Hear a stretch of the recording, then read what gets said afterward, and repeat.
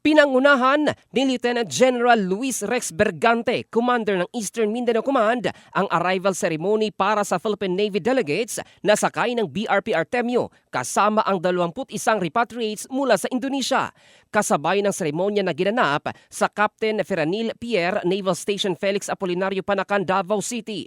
Pinuri ng opisyal ang dedikasyon ng mga sundalo, partikular ang Naval Task Force 71 sa pamumuno ni Captain Junji Tabuada. Binanggit nito ang tagumpay ng Coordinated Patrol Philippines-Indonesia na nagpatibay ng ugnayan ng Pilipinas at nasabing bansa sa larangan ng seguridad at maritime cooperation.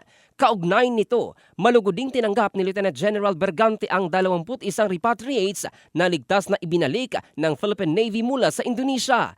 Ipinahayag ng opisyal ang pasasalamat at inulit ang pangako ng pamahalaan na tutulungan ang mga ito. Samantala, agad namang inasikaso ng mga kinatawan mula sa Bureau of Quarantine, Department of Immigration, Foreign Affairs at Social Welfare Development Office 11 para sa kinakailangang dokumento upang masigurado na maayos ang pagbabalik sa mga repatriates sa kani-kanilang pamilya.